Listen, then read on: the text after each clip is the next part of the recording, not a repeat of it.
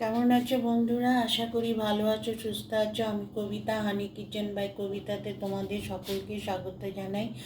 আজকে আমি একটা নতুন ধরনের রেসিপি নিয়ে এসেছি, ছোলার ডালে সেদ্ধ পুলি, আর তার সাথেও ভাজা পুলিও করেছি। ছোলার ডালে সেদ্ধ পুলি করার জন্য ছোলার ডালটা আমি আগে পেস্ট করে নিয়েছি। পেস্ট করে তারপরে যেমনি ধোকা যেমনি করে সেই হিসাবে নাড়াচাড়া করেছি। ধোকা যেমনি ঝাল দেয়, এটা ঝাল না দিয়ে এর মধ্যে ঘিয়ের মধ্যে ভিজেছি। ঘিয়ের মধ্যে ভেজে এর মধ্যে খোয়া ক্ষীর, একটু চিনি, একটু সামান্য একটু নুন দিয়েছি। নিয়ে এটাকে দিয়ে মণ্ড তৈরি করেছি। এখন এটাকে তৈরি করব,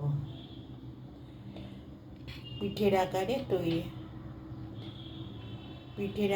তৈরি করব।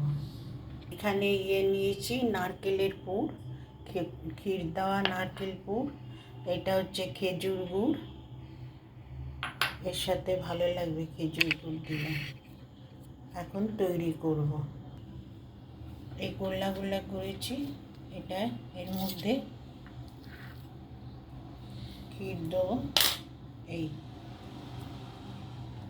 ঠিক পুলি যেমনি।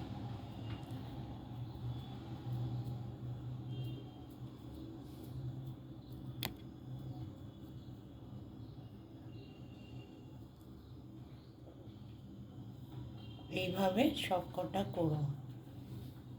এই একটা হলো, এখন সব কটা এইভাবে করব। সব কটা তৈরি হয়ে গেছে। এখন কড়াইতে জল দিয়ে সেদ্ধ বসাবো।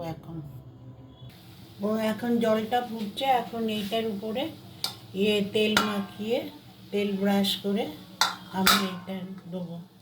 এরপরে পরপর এইগুলো সাজিয়ে দিয়ে মিনিট 15 ফুটাতে হবে।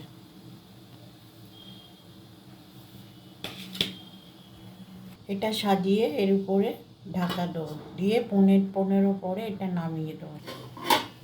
এই পুলিটা সেদ্ধ হয়ে গেছে, এবার আমি নামিয়ে সার্ভ করব।